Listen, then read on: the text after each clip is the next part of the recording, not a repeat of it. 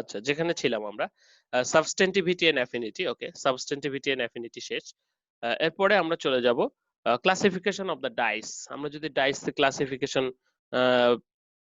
এখন থিংক করি যে মানুষেরও তো ক্লাসিফিকেশন হয়, কেউ ধর্মের ভিত্তিতে হতে পারে, উচ্চতার ভিত্তিতে হতে পারে, গায়ের বর্ণের উপর হতে পারে, এক্সেট্রা।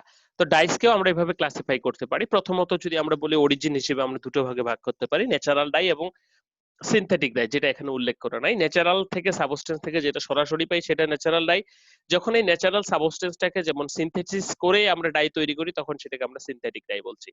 তো অন্যান্য বেসিসের উপর ভিত্তি করে, যেমন physical application and chemical form. তো ফিজিক্যাল ফর্মে আমরা যদি চলে যাই, অর্থাৎ ফিজিক্যালি দেখতে কিরকম, সেটা কি দানাদার, সেটা কি পেস্ট, নাকি কিরকম, কিভাবে আছে। যেমন উম কি বলা হয় যে চাল গুঁড়া অবস্থায় আটা অবস্থায় পাওয়া যায়, গম আবার সেটা আবার লুচি অবস্থায়, এক্সেট্রা। তো আমরা একটু দেখি ফিজিক্যাল ফর্ম কিভাবে, যে পাউডার, লাম্প, সলিউশন, পেস্ট, এই চারটা ফর্মে পাওয়া যায়।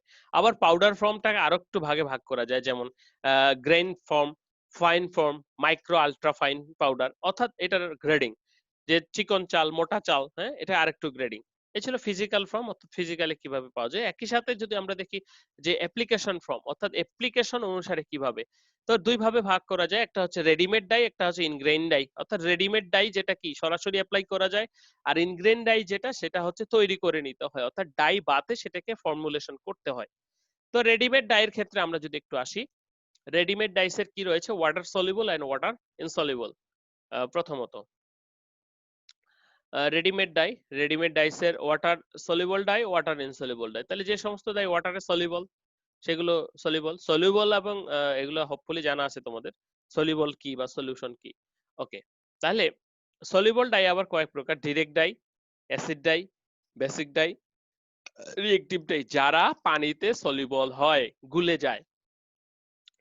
ওকে, ইনসলিবল ডাই আবার চার প্রকার: vat dyes, sulphur dyes, disperse dyes, modern dyes. Sorry, তিন প্রকার।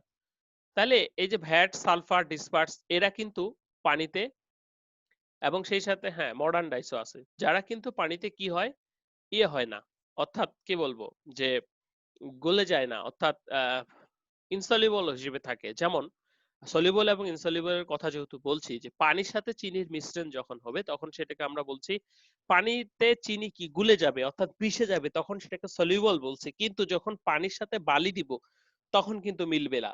হুম, সমসত্ব মিশ্রণ, অসমসত্ব মিশ্রণ আমরা পড়েছি।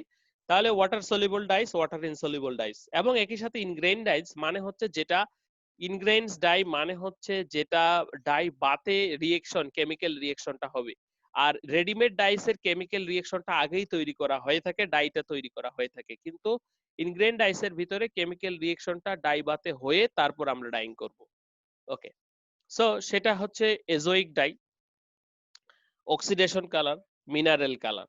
এগুলো সাধারণত ডাই বাতে তৈরি করে নিতে হয়। তোমরা এজোইক ডাই সম্পর্কে পড়বে, অক্সিডেশন কালার, মিনারেল, সেগুলো সম্পর্কে করবে। সংক্ষেপে যদি বলি, এজোইক ডাইসের দ্রুত বাত থাকে, এই দুটো বাতের কেমিক্যালের রিয়েকশনের ফলে তারপর সেখানে কালার সৃষ্টি হয়। তাহলে আমরা যদি একটু সিম্পলি দেখার চেষ্টা করি, অ্যাপ্লিকেশনটা দুই প্রকার, একটা হচ্ছে ফর্ম অনুসারে রেডিমেড, ইনগ্রেইন। ইনগ্রেইন কোনটা, যেটা তৈরি করে নিতে হয় ডাইবাতে, সেটা হচ্ছে এজোইক, অক্সিডেশন আর মিনারেল কালার। আর রেডিমেডটা দুই ভাগে ভাগ করা হচ্ছে, water soluble, water insoluble. Water soluble কি কি, direct die, acid die, basic die, reactive dice. Water insoluble কি, VAT die, sulphur die, disperse die, modern dice. ওকে, ভেরি সিম্পল। নেক্সট যদি আমরা বলি, ডাইস গেল, এবার আসি পিগমেন্ট। পিগমেন্ট কি, আমরা ডাইস এন্ড পিগমেন্ট বলি না সবাই একসাথে, যে ডাইস এন্ড পিগমেন্ট এরকম, এটা কিন্তু বিখ্যাত পাবলিশারও আছে, ডাইস এন্ড পিগমেন্ট, এলসেভিয়ার এর। তোমরা ডাইস এন্ড পিগমেন্টের পেপার, সায়েন্টিফিক পেপার গুলো নামিয়ে পড়বো, অনেক ভালো। এই যে পিগমেন্ট, তাহলে কি, যে পিগমেন্ট ডাইসটা এতক্ষণ ধরে জানলাম, তাহলে পিগমেন্ট আবার কি সাবস্টেন্স বলা হচ্ছে, pigment is a substance that can absorb light and reflect light. একইভাবে সেটাও অ্যাবজর্ব এবং রিফ্লেক্ট করতে পারবে to show colour, but it is water insoluble substance and normally use for painting. এবং আরেকটা মজার বিষয় হচ্ছে এটার কোনো ফাইবারের প্রতি আকর্ষণ বিকর্ষণ নাই। এটা স্পেসিফিক রিফ্লেকশন ঘটাবে ঠিকই, কালার শো করবে ঠিকই, কিন্তু এটার ফাইবারের প্রতি, টেক্সটাইলের প্রতি কোনো আকর্ষণ বিকর্ষণ নাই। সেজন্য সেটাকে আমরা বাইন্ডার দিয়ে লাগাই। বলা হচ্ছে the appearance of pigment is integrally connected to the colour source of the light, and pigments are water and oil insoluble natural synthetic products. So মনে করো পিগমেন্টের সংজ্ঞা কিভাবে বুঝাবো তোমাদেরকে, সেটা হচ্ছে যদি আমি বলি যে হ্যাঁ, পিগমেন্টের সংজ্ঞা যেমন ওকে, আমরা যদি আমরা এই যে বলি 7 ওইটা কি এটা মানে এরকম কিছু? আমরা যখন ইয়ে করি, মোজাইক করি ঘরের মেঝেতে, তখন আমরা কি কিছু পাথর দেই, তাই না? পাথরের সাথে ইটের বা মেঝের কিন্তু কোনো আকর্ষণ বিকর্ষণ নাই, কিন্তু মাঝখানে কিছু সিমেন্ট দেই বা জ্যাম করার জন্য কিছু ম্যাটেরিয়াল দেই, তখন কিন্তু সেই মোজাইক পাথরটা কি হয়, মেঝের সাথে সুন্দরভাবে আটকে থাকে, তখন সেটাকে আমরা বলতেছি পিগমেন্ট। অর্থাৎ পিগমেন্ট পার্টিকেল গুলো এরকম, যেটাকে এক্সট্রা আঠার মাধ্যমে, বাইন্ডারের মাধ্যমে, যেমন নির্বাচনী পোস্টার গুলো যখন আমরা দেওয়ালে লাগাই, তখন কি দেওয়াল এবং নির্বাচনী পোস্টারের ভিতরে কোনো আকর্ষণ নেই, কিন্তু যখন এখানে ময়দা বা গাম অ্যাপ্লাই করি তখন কিন্তু লেগে যায়। সো পিগমেন্টটা হচ্ছে সেই ধরনের সাবস্টেন্স যেটা কিনা কালার শো করতে পারে, কিন্তু টেক্সটাইল সাবস্টেন্সের প্রতি কোনো আকর্ষণ বা বিকর্ষণ নাই। সো এক্সট্রা ভাবে কোনো আঠা বা যেটাকে আমরা টেক্সটাইলের ভাষায় বলতেছি বাইন্ডার, বাইন্ডার অ্যাপ্লাই করে লাগাতে হয়। So characteristics of pigment: good covering power, freely mixing properties, chemically inert, কোনো আকর্ষণ বিকর্ষণ নাই, good resistance to acid, resistance to solvent, এগুলোতে কিছু হয় না, suitable brilliance, hardness, stability, good wet, light and abrasion resistance, ঘষলে ভিজলে উঠে চলে যাবে না, good characteristics for excellence, etcetera. History of the pigment একইভাবে একটু দেখে নিবা। History, classification of the pigment যদি বলি, বায়োলজিক্যাল পিগমেন্ট, অর্গানিক, ইনঅর্গানিক, অর্থাৎ সরাসরি যেগুলো আমরা ইউজ করতে পারবো সেগুলোকে বায়োলজিক্যাল পিগমেন্টস বলছে, যেমন chlorophyll, cytosine, anthocyanin, rhodopsin, etcetera. Organic pigments organic substance থেকে যেগুলো আসবে, যেমন pigment red 170, in alizarin, etcetera. Inorganic যেগুলো ইনঅর্গানিক সাবস্টেন্স থেকে আসে সেগুলোকে ইনঅর্গানিক বলছে, যেমন cadmium, cadmium orange, Russian blue, etcetera. এই ছিল আমাদের ডাইস এন্ড পিগমেন্টের কথা। এখন আমরা একটু ভিন্ন স্লোপে চলে আসবো, সেটা হচ্ছে থিওরি অফ ডাইং। এতক্ষণ ধরে ডাইস, ডাইস কিভাবে কাজ করে, পিগমেন্ট, এগুলো সম্পর্কে জানছিলাম। এখন আমরা যাব একটু ডাইং এ, অর্থাৎ কিভাবে ডাই পার্টিকেল গুলো ফেব্রিকের ভিতরে প্রবেশ করছে। ফার্স্ট অফ অল, ডাই, এখানে কয়েকটা প্রসিডিউর আছে, সেই প্রসিডিউর গুলা, কয়েকটা ধাপ রয়েছে, সেই ধাপগুলো আমরা যদি একটু দেখি। প্রথমত যেটা আসছে সেটা হচ্ছে dye disperse in the dye bath. বলা হচ্ছে most of those dyes in the solution are molecule and particularly ionized or exist from an ionic micelle. দেখো, কিছু কিছু ডাই আছে, আমরা এখনই দেখলাম যে সলিউবল ইন ওয়াটার, আবার কিছু কিছু আছে ইনসলিউবল ইন ওয়াটার। তো কিছু কিছু ডাই আবার আয়নিক, অর্থাৎ এরা হয় ক্যাটায়ন ধারণ করে, হয় অ্যানায়ন ধারণ করে, যেমন reactive die, anionic die, basic die, cationic die, acid die, anionic die. তো এরা পানিতে কি হয়, প্রথমে এরকম আয়োনাইজড হয়ে যায় অথবা পোলারাইজড হয়ে যায়, ওকে, অথবা ডিসপার্স হয়, ছড়িয়ে পড়ে, পানিতে গুলাইলাম প্রথমে, okay. Then dye diffuse in the diffusion layer. তারপর সলিউশন থেকে ডাইটা কি হবে, পাশের চিত্র আছে, আমরা সেটা সহ আলোচনা করব, একটু বুঝি। ডাই ডিফিউশন লেয়ার, ডাই মলিকুলটা কি, come into the diffuse layer, into the fibre and enter onto it. ফাইবারের দিকে ধাবিত হচ্ছে ডিফিউশন লেয়ার দিয়ে। Dye in the electrical double layer. এই যে ইলেকট্রিক্যাল ডাবল লেয়ারের কথা বলছি, বলা হচ্ছে all textile fibre when immerse in water or aqueous solution acquire an electrical potential after referred as a beta potential, and the covalent hydrogen bond forces with the anchor and the dye fiber and short range 10 থেকে 1 থেকে 5 Armstrong এর ভিতরে থাকে। কি বলা হচ্ছে, যখন আমরা টেক্সটাইল ফাইবার গুলোকে কি করি, প্রি ট্রিটমেন্ট করি, স্কাউরিং, ব্লিচিং করি, সেক্ষেত্রে কারণে কিছু ড্যামেজ হয়, যাই হোক। তো এই কারণে যখন আমরা টেক্সটাইল ফাইবার গুলোকে পানিতে চুবাবো, তখন টেক্সটাইল ফাইবার গুলো পানিতে একটা চার্জ দিবে, টেক্সটাইল ফাইবার গুলো একটা চার্জ দিবে, অর্থাৎ যেমন কটন ফাইবার পানিতে চুবালে সে একটা নেগেটিভ চার্জ দেয়। তো যার কারণে তো সেখানে ডাই পার্টিকেল গুলো সহজে আসতে পারবে না, যারা নেগেটিভ ডাই, আমরা কারণ জানি যে নেগেটিভ ডাই পরস্পরকে রিপেল করবে, পজিটিভ ডাই পরস্পরকে আকর্ষণ করবে। তো এই কারণে এটা একটা পটেনশিয়ালের সৃষ্টি হয়, যেটাকে আমরা বেটা পটেনশিয়াল বলছি। এবং এখানে একটা জায়গার সৃষ্টি হয়, সেটা হচ্ছে ফাইবারের গায়ের সামনে 1 থেকে 5 ডিগ্রি আর্মস্ট্রং, যেটাকে ইলেকট্রিক্যাল ডাবল লেয়ার বলছি আমরা। ছবিটা কোথায়, ওকে। তারপরে die at the fibre surface, তারপর ফাইবার সারফেসে যাবে, তারপর ফাইবারের ভিতরে ঢুকবে। এই যে ছবিটা চলে এসেছে, দেখো, এটা একটা ফাইবার। এই ফাইবারটাকে যখন আমরা পানিতে চুবাবো, তখন সেটা একটা চার্জ দিবে। ধরে নেই সে চার্জটা নেগেটিভ অথবা পজিটিভ, এনি হাউ যে কোনো একটা কিছু হতে পারে। এখন এই যে এই যে এপাশে কি থাকবে, ডাই সলিউশন থাকবে। ডাই সলিউশন গুলো থাকবে, সেটা হয়তো নেগেটিভ এটা হয়তো পজিটিভ। তো এইখানে কিছু চার্জ, একটা চার্জ লেয়ার থাকবে, এখানে কিছু চার্জ লেয়ার থাকবে। তো এই লেয়ারটাকে আমরা বলতেছি ইলেকট্রিক্যাল ডাবল লেয়ার। তো এটা সাধারণত 1 থেকে 5 আর্মস্ট্রং হয়ে থাকে ফাইবারের গায়ের সামনে। তো মূলত সলিউশন থেকে কি হবে, আস্তে আস্তে ডাইগুলো কোথায় আসবে, ফাইবারের গায়ে আসবে। বিষয়টা কিরকম, বিষয়টা হচ্ছে এটা যদি একটা ফাইবার হয়ে থাকে, তাহলে এটা একটা যদি ডাই সলিউশন বাত হয়ে থাকে, তাহলে এখান থেকে ফাইবার গুলো প্রথমে কি আসবে, ফাইবারের গায়ে। তো ফাইবারের গায়ে আসার আগে এই যে ইলেকট্রিক্যাল ডাবল লেয়ারটা সেটা অতিক্রম করতে হবে। এখানে যদি এটা পজিটিভ চার্জ হয়, এটা যদি পজিটিভ হয়, এটা নেগেটিভ হয়, তাহলে সহজেই আসবে। কিন্তু এটাও যদি নেগেটিভ, এটাও যদি নেগেটিভ হয়, তাহলে সেটা কি রিপেল করবে, যেটা রিঅ্যাক্টিভ ডাইসের ক্ষেত্রে হয়ে থাকে।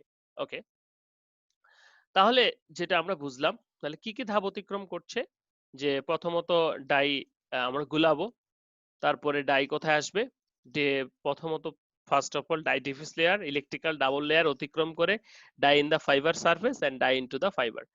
প্রথমে সলিউশনে ছিল, ডাবল লেয়ারে ছিল, ফাইবার সারফেসে আসলো, তারপর ফাইবারের ভিতরে প্রবেশ করবে।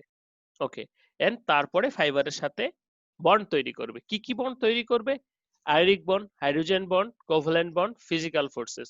আয়নিক লিংকেজ গুলি কোনগুলি, প্রোটিন ফাইবারের ক্ষেত্রে হয় সাধারণত সল্ট লিংকেজ অর্থাৎ নেগেটিভ পজিটিভ আমরা জানি। হাইড্রোজেন বন্ড কোনগুলি, অর্থাৎ হাইড্রোজেন শেয়ারের মাধ্যমে ইলেকট্রন শেয়ার, হাইড্রোজেনের ইলেকট্রন শেয়ারের মাধ্যমে যে বন্ডিংটা সৃষ্টি হচ্ছে। কোভ্যালেন্ট বন্ড কোনগুলো, ইলেকট্রন শেয়ারের মাধ্যমে। ফিজিক্যাল ফোর্স, এগুলো সম্পর্কে হোপফুলি তোমাদের জানা। ফিজিক্যাল ফোর্স কি, নরমালি যে ফোর্সটা সেটা, এগুলো সম্পর্কে আমরা আরো ডিটেইলস আলোচনা করব।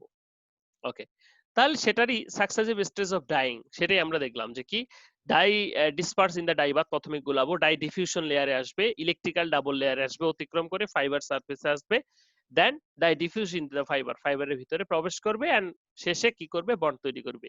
যখন বন্ড তৈরি করছে সেটাকে আমরা ফিক্সেশন বলছি, ফাইবারে যখন প্রবেশ করছে সেটাকে ডিফিউশন বলছি, ডাবল লেয়ারে অ্যাবজর্পশন বলছি। ওকে, এখানে আরেকটু বলার আছে, সেটা হচ্ছে এটা একটা ফাইবার, ডাই যখন ডিফিউশন লেয়ার ডাবল লেয়ার শেষ করে ফাইবার সারফেসে আসবে, এখানে লেগে থাকবে, তখন সেটাকে বলা হয় অ্যাডজর্পশন। এডি, অ্যাডজর্পশন, এখানে লেখা যাচ্ছে না, অ্যাবজর্পশন। তো ডাইমলিকুল যখন ভিতরে প্রবেশ করবে তখন সেটাকে বলা হয় অ্যাবজর্পশন, ABSORPT, অ্যাবজর্পশন। তো তারপর কিছু ডাইমলিকুল এখানে বন্ড করবে, কিছু আবার বেরিয়েও চলে যাবে, সেটাকে বলা হয় ডিসঅর্পশন। তো অ্যাবজর্পশন এবং সরি, অ্যাডজর্পশন এবং অ্যাবজর্পশন টোটালটা মিলে বলা হয় সর্পশন। সর্পশন, ওকে। তো ডাই যখন বেরিয়ে যাবে সেটাকে ডিসঅর্পশন বলা হয়। তাহলে ডাইমলিকুল যখন ফাইবার গায়ে আসবে তখন সেটাকে বলা হচ্ছে অ্যাডজর্পশন, অর্থাৎ এখানে শুধু ডি হবে, অ্যাডজর্পশন। আবার যখন সেটা ফাইবারের ভিতরে প্রবেশ করতেছে তখন সেটাকে অ্যাবজর্পশন, বেরিয়ে গেলে ডিসঅর্পশন বলছে। ওকে, নাও দ্য নেক্সট লেকচার স্লাইড, সেটা বলছে কি, যে ফাইবার। এখন একটু ফাইবার সম্পর্কে জানি, যেহেতু টেক্সটাইলের সাবস্টেন্স আমরা ডাইং করব। বলা হচ্ছে যে টেক্সটাইল ফাইবারের organic compounds and develop slightly negative charge on potential when immerse in aqueous solution. আমরা সবাই র মেটেরিয়াল 1 এবং 2 পড়েছি। র মেটেরিয়াল 1 এ সবগুলো কি ছিল, ন্যাচারাল ফাইবার, এবং 2 তে ছিল সবগুলো সিনথেটিক ফাইবার বা এই ধরনের। তো এক একটা ফাইবার এক এক রকম, কেউ ন্যাচারাল, কেউ সিনথেটিক, কেউ সেলুলোজিক, কেউ প্রোটিন, কেউ মিনারেল। হ্যাঁ, ওকে।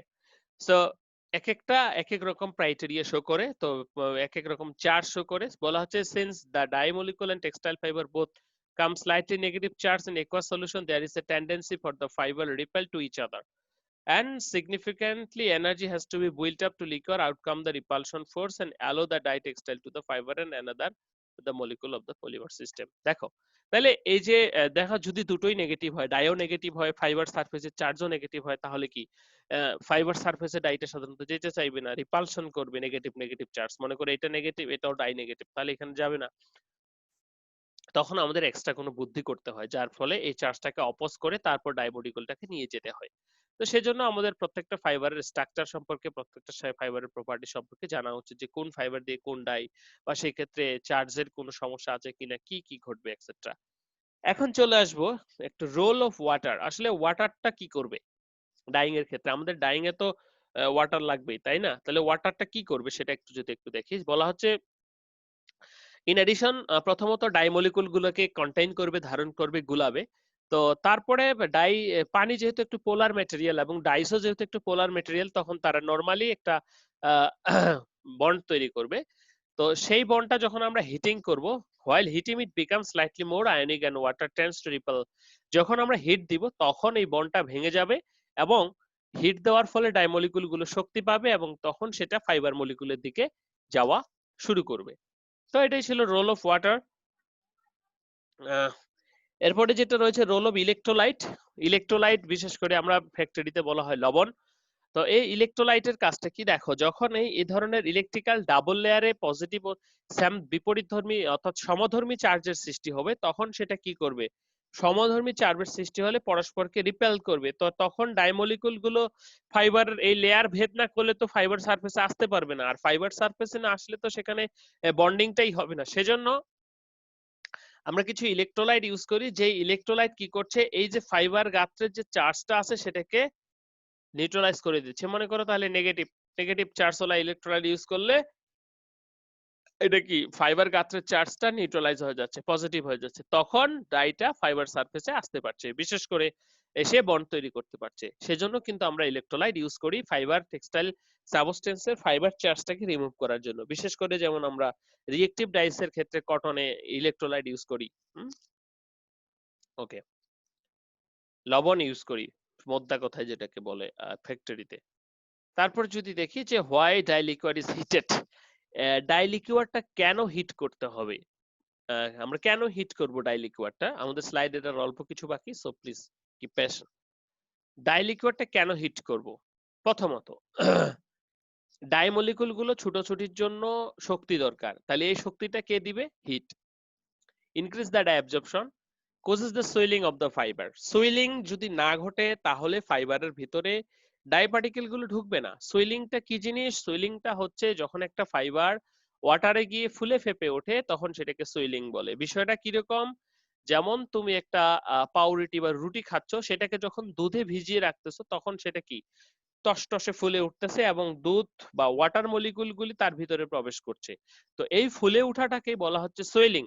ঠিক এমন ভাবে টেক্সটাইল ফাইবারটাকে যখন পানিতে চুবানো হবে তখন টেক্সটাইল ফাইবারটাও এভাবে ফুলে উঠবে, আর ফুলে উঠলে তার ভিতরে স্পেস গুলি বৃদ্ধি পাবে, ইন্টারমলিকুলার স্পেস গুলি, তখন সেখানে ডাইস পার্টিকেল গুলো সহজেই ঢুকতে পারবে।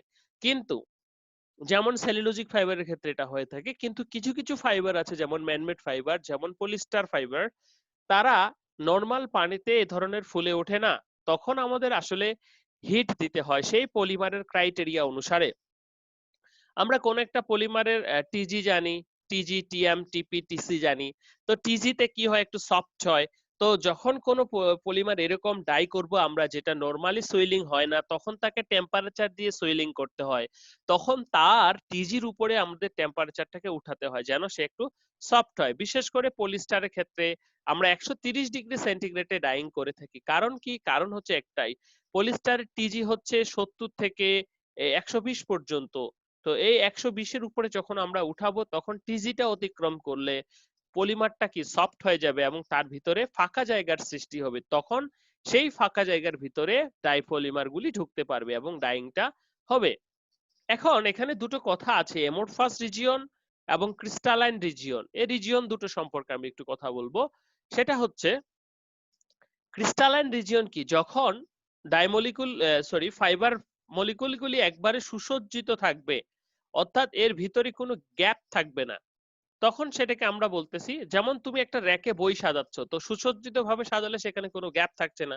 আরেকটা আছে বই মেঝেতে এলোমেলো ভাবে আছে, তাহলে সেখানে ইঁদুর সহজেই ঢুকতে পারবে।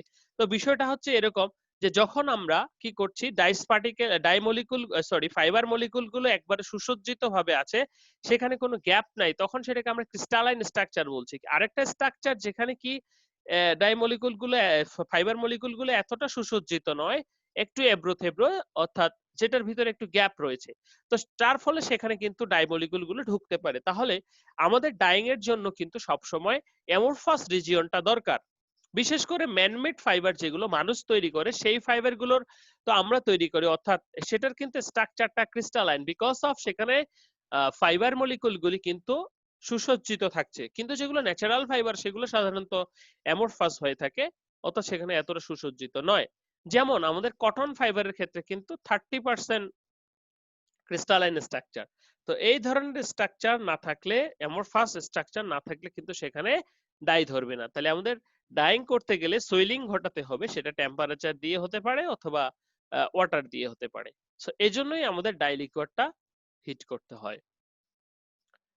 Next slide, carrier and swelling. দেখো সুইলিং সম্পর্কে একটু আগেই বললাম যে ফুলে ওঠা, এই যে আমরা এখানে ছবিটা দেখতে পাচ্ছি এবং এখানেও ফাইবার সুইলিংটা দেখতে পাচ্ছি যে ফুলে ফেপে উঠছে, সেটা নিয়ে বলার কিছু নাই। এখন কথা হলো ক্যারিয়ার নিয়ে। এই ক্যারিয়ারটা সাধারণত একটা কেমিক্যাল যেটা কিনা ডিসপার্স ডাইং এর ক্ষেত্রে ব্যবহৃত হয়। পলিস্টার ফাইবার যেহেতু সহজেই সফট হতে চায় না, সুইল হতে চায় না, সেই ক্ষেত্রে যদি লো টেম্পারেচারে ডাইং করতে হয় 100°C, তাহলে আমরা ক্যারিয়ার ইউজ করি। ক্যারিয়ারটা কি করবে, এই পলিস্টার ফাইবারটাকে সুইল হতে সাহায্য করবে, অর্থাৎ একটা ফুলে ফেপে উঠতে সাহায্য করবে এবং ডাইপার্টিকেল গুলোকে ধরে ধরে ফাইবারের ভিতরে ঢুকাতে সাহায্য করবে। সেজন্য আমরা ক্যারিয়ারটা ইউজ করি। এরপরে আসি লেভেলিং এজেন্ট। লেভেলিং এজেন্টটা কি, আমরা শেষের দিকে 2 or more slides only। Leveling এজেন্টটা কি জিনিস, বলা হচ্ছে যে দেখো, মনে করো কোথাও খিচুড়ি বিতরণ করা হবে। তো বাঙালির স্বভাব তো আমরা জানি, তো খিচুড়ি যখন বিতরণ করা হবে যে এত পরিমাণ লোক যায় যে কার উপরে কে খিচুড়ি নেয়, আমরা দেখলাম না চট্টগ্রামে কার ইয়েতে গিয়ে কত লোকজন মারা গেল। তো যাই হোক, তো খিচুড়ির মতো হবে যে অর্থাৎ কার উপরে কে নিবে কখন নিবে একবারে বাজে অবস্থা। কিন্তু আমরা যদি এখানে দুজন চৌকিদার দেই ওই গেটে অথবা কোনো ডিফেন্সের লোক দেই, তাহলে কিন্তু বাঙালি সোজা সবাই লাইন ধরে ধরে খিচুড়ি নিয়ে আসবে। তো ডাইসের ক্যারেক্টারটাও ঠিক সেরকম, যে প্রথম ফিউ মিনিটসে তারা প্রচুর পরিমাণে ফাইবারের গায়ে ডিপোজিট হবে, যার কারণে ফাইবারের গায়ে যখন ডিপোজিট হবে তখন সেটা কি একটু আনইভেন ডিপোজিট হবে, অর্থাৎ হুড়মুড় করে চলে আসলে যেটা হয়। তো তখন ডাইসের কি শেড কোথাও কম অথবা কম বেশি থাকবে। কিন্তু যখন আমরা লেভেলিং এজেন্ট ইউজ করব, সেই লেভেলিং এজেন্টটা কি করবে, ওই যে গার্ডের মতো থাকবে, তাহলে লেভেলিং এজেন্টটা যখন হবে তখন স্লো হবে এক্সজুশনটা, কিন্তু ডাইগুলো ওয়ান মলিকুলার থেকে অর্থাৎ সিম্পলি ইভেন হবে। তাহলে লেভেলিং এজেন্টের কাজ হচ্ছে লেভেল করা। কিভাবে লেভেল করে, যে ensure more level dyeing uniform dyeing, একটা আছে retarding agent or retardant and surface active agent. তাহলে রিটার্ডেন্ট হিসেবে কাজ করে, কি করছে, ডাইমলিকুল গুলোকে ইভেনলি ডিপোজিট করাচ্ছে। এই ছিল লেভেলিং এজেন্টের কাজ। তারপরে টাইম এন্ড টেম্পারেচার দুটো মূল ইস্যু, যে টাইম কতক্ষণ ধরে ডাইং করব। অর্থাৎ দেখা যাবে যে প্রথমের দিকে আমরা যখন টাইম ডাই ট্রান্সফার রেট যদি আমরা বলি, ফাইবার থেকে সলিউশন থেকে ফাইবারে প্রথমের দিকে রেটটা হাই হবে, অর্থাৎ প্রচন্ড গতিতে যাবে বা প্রথম 30 মিনিটে সবচেয়ে বেশি যাবে, চলে গেল। তারপরেও কিন্তু ডাইস মলিকুল থেকে যাবে, তখন কিন্তু তারা আস্তে আস্তে ডিপোজিট হবে, তখন কিন্তু রেটটা কমে যাবে এবং একটা সময় আস্তে আস্তে দেখা যাবে এটা ডাইনওয়ার্ড হয়ে গেছে, আর ডাই মলিকুলটা যাচ্ছে না। বিষয়টা এরকম যে তোমাকে যখন ক্ষুধা লাগে প্রচন্ড, তুমি প্রচুর পরিমাণে প্রথমের দিকে খাবে, খেতে খেতে তোমার খাওয়ার গতি কমে যাবে এবং যখন তুমি স্যাচুরেশন পর্যায়ে চলে যাবে তখন তুমি আর খাবে না। ডাইমলিকুলার ফাইবারটাও ঠিক সেরকম, ডাইমলিকুল গুলো প্রচুর পরিমাণে ডিপোজিট হবে প্রথমের দিকে, তারপর এই রেটটা আস্তে আস্তে কমে যাবে এবং স্যাচুরেশন পর্যায়ে গিয়ে একেবারেই কমে যাবে, তখন আর সে নিবে না। তো সেটার উপর ডিপেন্ড করে আসলে আমরা ফ্যাক্টরিতে ডাইং করে থাকি যে কতক্ষণে আমাদের শেডটা আসতেছে না, বায়ার যে আমাদের শেডটা দেয় বা যে শেডে ডাইং করতে হবে, যতগুলো ডাই পার্টিকেল সেখানে আছে সেই রকম করতে গেলে যত সময় ডাইং করতে হয় সেটা করতে হবে। সাধারণত নরমালি 5-6 ঘন্টা ডাইং করা হয়, কোনো কোনো ক্ষেত্রে 12 ঘন্টা আরো বেশি লাগে, আবার কখনো 2-3 ঘন্টাতেই ঠিক হয়ে যায়। তবে 3 ঘন্টা বা 2 ঘন্টার নিচে কোনো ডাইং করা হয় না ফ্যাক্টরিতে। ওকে, নাও আমাদের নেক্সট টপিক, সেটা হচ্ছে ম্যাটেরিয়াল টু লিকুইড রেশিও। খুবই সহজ, যে ম্যাটেরিয়াল টু লিকুইড রেশিও মানে হচ্ছে কতটুকুর জন্য কতটুকু পানি দিব বা কতটুকু লিকুইড হবে। পানি বলা যাবে না শুধু, সেখানে আরো কেমিক্যাল অ্যাসিড থাকতে পারে, সবগুলো মিলিয়ে।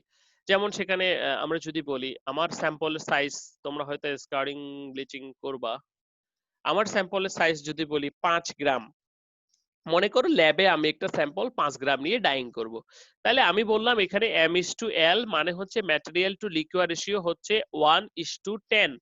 তার মানে তাহলে আমার 5 গ্রামের জন্য কতটুকু ও নিতে হবে, 10, তাহলে 5×10=50 মিলি।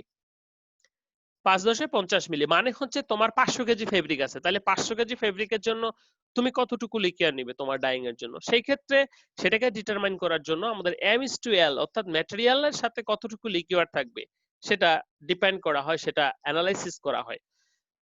তাহলে আমি সেটা 30:1 হতে পারে, 50:1 হতে পারে এটসেট্রা। যত হবে আমার এই কাপড় অনুসারে আমার লিকুয়ারটাকে রেশিও অনুসারে গুণ করে দিয়ে টোটাল লিকুয়ার ক্যালকুলেশন করা হয়। তো ফ্যাক্টরিতে সাধারণত কম লিকুয়ারে ডাইং করা হয়, কারণ আমরা জানি যত বেশি লিকুয়ার হবে তত বেশি আমাদের ইয়ে লাগবে, সরি কেমিক্যাল লাগবে, ওয়াটার লাগবে, কস্ট বেশি হবে। সো ফ্যাক্টরিতে 1:10, 1:7 এটাতেই ডাইং করে। ফ্যাক্টরিতে সাধারণত এর উপরে যায় না, কারণ কস্ট বেশি পড়ে। আমরা যখন ল্যাবে করি সাধারণত 1:20, 1:30 ইত্যাদি করে থাকি। মাঝে মাঝে স্পেশাল কেসে করা হয়ে থাকে ফ্যাক্টরিতেও। ওকে, তো এই ছিল আজকে আমাদের lecture about introduction to dyeing. আমি পুরোটা একবার রিভিউ করে তোমাদের কোশ্চেনের আনসারে চলে যাব। তো প্রথমের থেকে আমরা যেটা ছিল যে ডাই কাকে বলে বা ডাইং কাকে বলে, প্রথমে যেটা ছিল যে ডাইংটা হচ্ছে যে ডাইপার টেক্সটাইল সাবস্টেন্সে কালার শো করাটাকে আমরা ডাইং বলছি, অর্থাৎ কালার প্রডিউস করাটাকে ডাইং বলছি, বা যেভাবে যে পদ্ধতিতে করা হয় সেটাকে ডাইং বলছি। তো এখানে সাধারণত দুটো সারফেস কাজ করে, সলিড সারফেস এবং লিকুইড সারফেস। লিকুইড সারফেস থেকে ডাইটা সলিড সারফেসে যায়। নাও ডাইটা কি? ডাইটা এমন একটা সাবস্টেন্স বা মলিকুল যেটা কিনা স্পেসিফিক কালার প্রদান করতে পারে, সেটাকে আমরা ডাই বলছি। ডাই দুটো কম্পোনেন্টস থাকে, ক্রোমোফোর এবং এক্সোক্রোমো। হিস্টোরি অফ ডাই দেখে নিব। তারপরে যেটা হচ্ছে ডাই মলিকুল কেন কালার বলা হচ্ছে, যে সেই সমস্ত অর্গানিক মলিকুল যারা কিনা স্পেসিফিক রিফ্লেকশন এবং অ্যাবজর্পশন ঘটাতে পারে, অর্থাৎ যে ক্রোমোফোরটা থাকে সেটা ভিজিবল রেঞ্জের স্পেসিফিক রিফ্লেকশন এবং অ্যাবজর্পশন ঘটাতে পারে, যার কারণেই কিন্তু আমরা সেই স্পেসিফিক লাইটটা দেখতেছি। তো ক্রোমোফোরটা কি? ক্রোমোফোর মানে যে কালার বিয়ার করে, অর্থাৎ যে মূল বস্তুটা যেটা ইলেকট্রন ট্রানজিশনের কারণে আসলে এই স্পেসিফিক অ্যাবজর্পশন এবং রিফ্লেকশনটা হয়ে থাকে। উদ্দেশ্য কি? উদ্দেশ্য কালার বিয়ার করা। দুই প্রকার, ডিপেন্ডেন্ট, ইন্ডিপেন্ডেন্ট। যারা একাই কালার শো করতে পারে তারা ডিপেন্ডেন্ট, যারা দুই বা ততোধিক ক্রোমোফোর লাগে তারা ডিপেন্ডেন্ট ক্রোমোফোর, আর আগেরটা ইন্ডিপেন্ডেন্ট ক্রোমোফোর। এক্সোক্রোমোর কি? অর্থাৎ সাথে থাকে, অ্যাসিস্ট করে, সেটাকে এক্সোক্রোমো বলছি। যে বললাম, গল্প বললাম বরের বন্ধু, ঠিক আছে, যেমন amino group, hydroxyl group etcetera. এক্সোক্রোমের কাজ কি? কালার ইন্টেন্সিফাই করা, তারপর ফাস্টনেস প্রপার্টিজ ভালো করা, সলিবুলাইটি বাড়ানো এক্সেট্রা। এন্টি এক্সোক্রোমের কাজ কি? উল্টোটা, অর্থাৎ যেটা ক্রোমোফোর করে ইন্টেন্সিফাই করে সেটাকে ডিক্রিজ করে দিবে এন্টি এক্সোক্রোমো। ক্রোমোজেন কি? যখন একসাথে ক্রোমোফোর এবং এক্সোক্রোম থাকবে সেটাকে আমরা ক্রোমোজেন বলছি। এরপরে চলে আসবো সকল কালার ডাই নয়, কিন্তু সকল ডাই কালার। কারণটা হচ্ছে কালারেন্টের সংজ্ঞা হচ্ছে যারা কালার শো করবে তারাই কালার, কিন্তু যারা টেক্সটাইল সাবস্টেন্সে কালার শো করতে পারবে তারাই ডাই। ডাইসের ক্যারেক্টারিস্টিক্স দেখলাম, যে কাপড়ের সাথে বন্ড করবে, লেগে থাকার ক্ষমতা থাকতে হবে, ক্রোমোফোর থাকতে হবে, ফাস্টনেস প্রপার্টিজ থাকতে হবে এক্সেট্রা। অ্যাফিনিটি এবং সাবস্টেন্টিভিটি, নরমালি যে আকর্ষণ ফাইবারের প্রতি শো করে সেটা অ্যাফিনিটি। যখন কোনো স্পেসিফিক কন্ডিশন ঠিক করে ফাইবারের প্রতি আকর্ষণ সৃষ্টি করতে হয় তখন সেটাকে সাবস্টেন্টিভিটি বলে। ক্লাসিফিকেশন অফ ডাইস প্রথমত দুই ভাগে, ন্যাচারাল এবং সিনথেটিক। পরবর্তীতে ফিজিক্যালি আমরা দেখি powder, lump, solution, paste, grain, fine, micro, ultra. Application from readymade dye, ingrain dye. রেডিমেডের ভিতরে water soluble, water insoluble. Water সলিউবলের ভিতরে আমরা দেখলাম direct acid, basic, reactive. Water ইনসলিউবলে ভ্যাট, সালফার, ডিসপার্স এবং মডার্ন। ইনগ্রেইন ওয়াটার ইনসলিউবলের ক্ষেত্রে ইনগ্রেইন ডাইসের ভিতরে এজোইক, অর্থাৎ তৈরি করে নিতে হয়, অক্সিডেশন এবং মিনারেল কালার। পিগমেন্ট আমরা জানলাম যে একইভাবে করে কিন্তু কোনো আকর্ষণ শো করে না, অ্যাপ্লিকেশনের জন্য বাইন্ডার ইউজ করতে হয়। Characteristics, history, types, theory. প্রথমে ডাই সলিউশনে গুলবে, তারপর সলিউশন থেকে ফাইবারের গায়ে যাবে, ফাইবারের গায়ে যাওয়ার আগে ইলেকট্রিক্যাল ডাবল লেয়ার অতিক্রম করবে, অতিক্রম করে ফাইবার সারফেসে যাবে ডাইটা, সেইটা ঘটনাকে অ্যাডজর্পশন বলছি। তারপরে আমরা কি ডাই ইনটু দা ফাইবার, তারপরে ফাইবারে প্রবেশ করছে, ফাইবারে অ্যাবজর্পশন হয়ে বন্ড তৈরি করছে। বন্ড তৈরি করে 3-4 প্রকার বন্ড সাধারণত: ionic linkage, hydrogen bonds, covalent bond, physical force, এগুলো গঠন করে। সে কথাগুলো এখানে বলা আছে। তারপর ফাইবার কি, ফাইবারের প্রপার্টি সম্পর্কে, role of water, then role of electrolytes, dye liquor কেন হিট করা হয়, এখানে crystalline structure, amorphous structure, carrier, levelling agent, time, maintenance দিয়ে সব শেষে শেষ। এখন